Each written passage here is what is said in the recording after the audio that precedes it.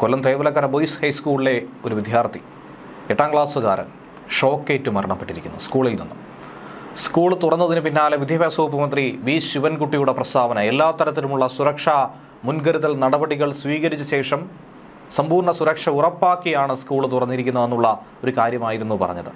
ഏതാനും ആഴ്ചകൾക്ക് പിന്നാലെയാണ് ഈ ദുരന്ത വാർത്ത തേടിയെത്തിയിരിക്കുന്നത്. സ്കൂൾ അധികൃതരുടെയും അതുപോലെ തന്നെ KSEBയുടെയും അനാസ്ഥ മൂലം തന്നെയാണ് ആ 13 വയസ്സുകാരൻ മിഥുൻ നമുക്ക് നഷ്ടമായത്. സൈക്കിൾ ഷെഡിന് മുകളിൽ, അതും അനധികൃതമായി കിട്ടിയിരിക്കുന്ന ഷെഡിന് മുകളിൽ വീണ ചെരുപ്പെടുക്കാനായി ശ്രമിച്ചപ്പോഴായിരുന്നു കുട്ടിക്ക് ഷോക്കേറ്റത്. ഇലക്ട്രിക് ലൈൻ താഴ്ന്നു കിടക്കുകയായിരുന്നു. പൊടുന്നനെ വീഴാൻ പോയപ്പോൾ ലൈനിൽ കയറി പിടിച്ചപ്പോഴാണ് ഈ അപകടമുണ്ടായത്. അതിൻ്റെ CCTV ദൃശ്യങ്ങൾ അടക്കം ഇപ്പോൾ പുറത്തു വരുന്നുണ്ട്. ഏറെ വേദനയോടുകൂടി കണ്ടിരിക്കാനേ സാധിക്കും. സുഹൃത്തുക്കൾക്കൊപ്പം കളിച്ചുകൊണ്ടിരിക്കുകയായിരുന്നു മിഥുൻ. അതിനിടയിലാണ് ഇങ്ങനെ ഒരു ദാരുണ സംഭവം ഉണ്ടായത്. എന്തായിരുന്നാലും വിദ്യാഭ്യാസ വകുപ്പ് മന്ത്രി വി ശിവൻകുട്ടി ശക്തമായി തന്നെയാണ് CPM മാനേജ്മെൻറ്റ് സ്കൂളിനെതിരെ ആഞ്ഞടിച്ചിരിക്കുന്നത്. സംഭവത്തെക്കുറിച്ച് അന്വേഷിച്ച് അടിയന്തരമായിട്ടുള്ള റിപ്പോർട്ട് സമർപ്പിക്കണമെന്നാണ് പൊതുവിദ്യാഭ്യാസ ഡയറക്ടർക്ക് നിർദ്ദേശം നൽകിയിരിക്കുന്നത്. എന്നാൽ സ്കൂൾ മാനേജ്മെൻറ്റും KSEBയും അങ്ങോട്ടും ഇങ്ങോട്ടും പരസ്പരം പഴിചാരുകയാണ്. എന്തിനേറെ പറയുന്നു, 2 ദിവസങ്ങൾക്ക് മുൻപ് പോലും ഈ മുന്നറിയിപ്പ് വന്നതായിരുന്നു. അത് അവഗണിച്ചതിൻ്റെ പേരിലാണ് നമുക്കൊരു ജീവൻ നഷ്ടമായിരിക്കുന്നത്.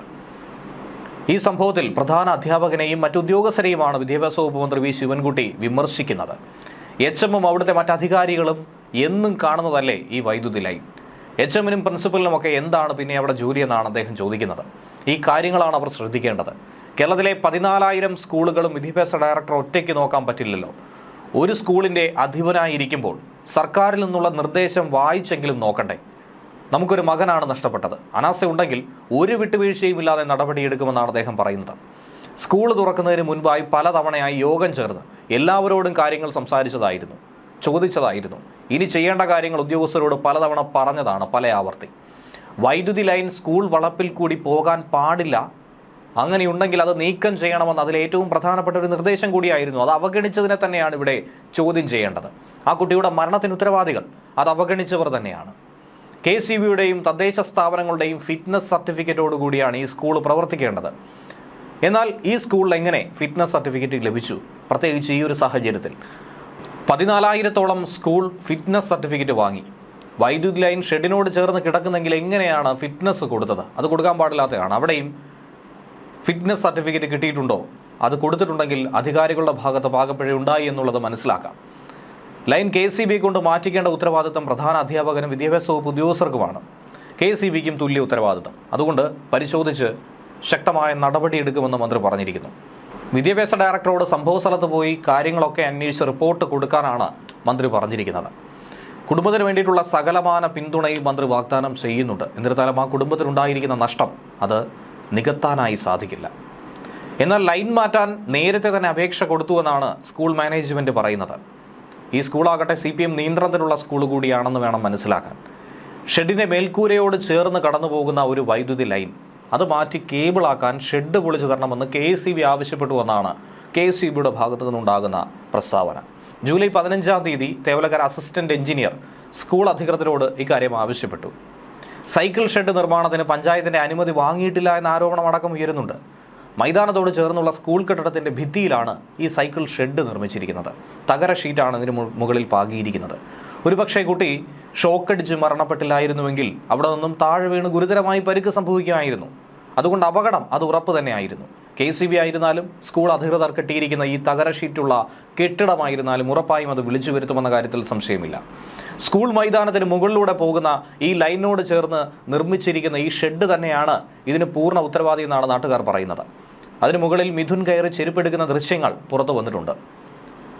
പലതവണയായി നാട്ടുകാരടക്കം ഇത് മാറ്റി സ്ഥാപിക്കണം, ലൈൻ മാറ്റണമെന്നടക്കമുള്ള ആവശ്യം ഉന്നയിച്ചിട്ടുണ്ടായിരുന്നു. അപകടത്തിന് പുറകെ തന്നെ സ്കൂളിന് മുന്നിൽ നാട്ടുകാരും പലവിധ സംഘടനകളും പ്രതിഷേധം നടത്തുന്നുണ്ട്. പ്രധാന അധ്യാപികയുടെ ഓഫീസിന് മുന്നിൽ BJPയുടെ പ്രതിഷേധം രാവിലെ ഉണ്ടായിരുന്നു. രാവിലെ ഏകദേശം 8:30-ഓടെയാണ് സംഭവം. ക്ലാസ് തുടങ്ങുന്നതിന് 9 മണിക്ക് ശേഷമാണ്. അതിനു മുൻപായി കുട്ടികൾ മൈതാനത്ത് കളിച്ചുകൊണ്ടിരിക്കുകയായിരുന്നു. അപ്പോഴായിരുന്നു സൈക്കിൾ ഷെഡിന് മുകളിൽ ചെരുപ്പ് വീണപ്പോൾ മിഥുൻ അതെടുക്കാനായി കയറിയത്. കൂടെയുള്ള കുട്ടികൾ പറയുന്നത് ചെരുപ്പെടുക്കാൻ കയറിയ സാഹചര്യത്തിൽ വീഴാൻ പോയി. അതിനിടയിലാണ് ലൈൻ കമ്പിയിൽ മിഥുൻ കയറി പിടിച്ചത്. സാധാരണ സ്കൂൾ ബസ്സിലായിരുന്നു മിഥുൻ സ്കൂളിലേക്ക് പോകുന്നത്. പക്ഷേ ഇന്ന് പിതാവ് മനുവാണ്. ജോലിയൊന്നും തന്നെ ഇല്ലായിരുന്നുകൊണ്ട് മിഥുനെ സ്കൂട്ടറിൽ സ്കൂളിലെത്തിച്ചു. അമ്മയാകട്ടെ സുജ കുവൈറ്റിൽ ഹോം നേഴ്സായി ജോലി നോക്കുകയാണ്. കേവലം 3 മാസം മാത്രമാണ് സുജ കുവൈറ്റിൽ പോയിട്ട്. സുജ രാവിലെ ഫോണിൽ വിളിച്ചു മനുവിനോടും മിഥുനോടും ഒക്കെ തന്നെ സംസാരിച്ചതിന് ശേഷം ഇരുവരും സ്കൂളിലേക്ക് പോവുകയായിരുന്നു. പക്ഷേ ഇതുവരെയും ആ അമ്മ മകൻ മരിച്ച വിവരം അറിഞ്ഞിട്ടില്ല. അപകടം നടന്ന ഉടൻ തന്നെ പഞ്ചായത്ത് അംഗം ശിവരാജന് വിവരം ലഭിച്ചു. മനുവിനൊപ്പം ആശുപത്രിയിൽ എത്തിയപ്പോഴേക്കും മിഥുൻ മരണപ്പെട്ടു. വിദേശത്തുള്ള സുജയെ വിവരം അറിയിക്കാൻ കഴിഞ്ഞില്ല എന്നാണ് ബന്ധുക്കൾ പറയുന്നത്. കാരണം സുജ കുവൈറ്റിൽ ജോലി ചെയ്യുന്ന കുടുംബം തുർക്കിയിലേക്ക് ഒരു വിനോദയാത്ര പോയി. സുജയെയും ഒപ്പം കൂട്ടിയാണ് യാത്ര. അതുകൊണ്ട് സുജയെ ഫോണിൽ ബന്ധപ്പെടാനായി കഴിഞ്ഞിട്ടില്ല. ഇനി സുജ എപ്പോഴാണോ കുടുംബത്തിലേക്ക് വിളിക്കുന്നത് അപ്പോൾ മാത്രമാണ് ഈ വിവരം പറയാൻ പോലും സാധിക്കൂ. മനുവിനാകട്ടെ കൂലിപ്പണിയാണ്. സാമ്പത്തികമായി ഏറെ താഴെ തട്ടിലുള്ളൊരു കുടുംബം, കഷ്ടപ്പെട്ട് ജീവിക്കുന്ന കുടുംബം. പുതിയ വീട് നിർമ്മിക്കാൻ വേണ്ടി ലൈഫ് പദ്ധതിയിൽ അടക്കം പേര് ചേർത്തിരിക്കുന്നു. അതിൻ്റെ അനുമതി ഇതുവരെയും കിട്ടിയിട്ട് പോലുമില്ല. മകൻ നഷ്ടമായ വേദനയിൽ എന്ത് ചെയ്യണമെന്നറിയാൻ കഴിയാതെ ആ അച്ഛൻ, ആ പിതാവ് അവിടെ നിൽക്കുകയാണ്. സ്വന്തം അമ്മ പോലും നാട്ടിലില്ല. മകനെ ഏൽപ്പിച്ചിട്ട് പോയ പിതാവ് ഇനി എങ്ങനെ ആ അമ്മയോട് മറുപടി പറയും? എൻ്റെ മകൻ എവിടെയെന്ന് ചോദിച്ചാൽ, എന്ത് പറ്റി എന്ന് ചോദിച്ചാൽ അതിനുള്ള മറുപടി എന്ത് പറയുമെന്ന ആശങ്കയാണ് ആ പിതാവിൻ്റെ മുഖത്തുള്ളത്. കേവലം 1 മാസം മാത്രമാണ് മിഥുൻ ഈ സ്കൂളിലേക്ക് പഠനത്തിനായി എത്തിയത്. പട്ടുകടവ് സ്കൂളിൽ നിന്നും തേവലക്കര ബോയ്സ് ഹൈസ്കൂളിലേക്ക് ഈ അധ്യയന വർഷം മുതലാണ് മിഥുൻ മാറിയത്. ഹൈസ്കൂൾ പ്രവേശനത്തിന്റെ ഭാഗമായിട്ടായിരുന്നു ഈ മാറ്റം. എന്തായിരുന്നാലും അതീവ ദുഃഖകരമായ സംഭവമാണ്. ശക്തമായ നടപടി ഉറപ്പായും ഇതിൽ സ്വീകരിക്കണമെന്ന കാര്യത്തിൽ സംശയമൊന്നും തന്നെയില്ല. ഒരിക്കലും സംഭവിക്കാൻ പാടില്ലാത്ത ഒരു വസ്തുത. അതുകൊണ്ട് ആരുടെ ഭാഗത്ത് വീഴ്ചയുണ്ടായിരുന്നാലും അതിനെതിരെ ശക്തമായ നടപടി സ്വീകരിക്കണമെന്ന് തന്നെയാണ് നിലവിൽ ആവശ്യപ്പെടുന്നത്. ഈ സംഭവവുമായി ബന്ധപ്പെട്ട് മനുഷ്യാവകാശ കമ്മീഷൻ സ്വമേധയാ തന്നെ കേസെടുത്തിട്ടുണ്ട്. പൊതുവിദ്യാഭ്യാസ ഡയറക്ടറും ജില്ലാ പോലീസ് മേധാവിയും അടിയന്തരമായി തന്നെ അന്വേഷണം നടത്തി 14 ദിവസത്തിനകം റിപ്പോർട്ട് സമർപ്പിക്കണമെന്ന് കമ്മീഷൻ അംഗം വി ഗീത ആവശ്യപ്പെട്ട് കഴിഞ്ഞിരിക്കുന്നു. മാധ്യമവാർത്തകളുടെ അടിസ്ഥാനത്തിലാണ് ഇങ്ങനെയൊരു നടപടി സ്വീകരിച്ചിരിക്കുന്നത്. മിഥുന്റെ മരണത്തിൽ വിശദമായ അന്വേഷണം നടത്തി അടിയന്തരമായി റിപ്പോർട്ട് സമർപ്പിക്കാനായി Kollam electrical circle deputy chief എഞ്ചിനീയർക്കും ചീഫ് ഇലക്ട്രിക്കൽ ഇൻസ്പെക്ടർക്കും വൈദ്യുതി മന്ത്രി നിർദ്ദേശം കൊടുത്തിട്ടുണ്ട്. അപകടത്തിന്റെ കാരണം വൈദ്യുതി ബോർഡിന്റെ അലംഭാവവും അനാസ്ഥയുമാണെന്ന് കൊടിക്കുന്നിൽ സുരേഷ് എം പി അടക്കം ആരോപിക്കുന്നു.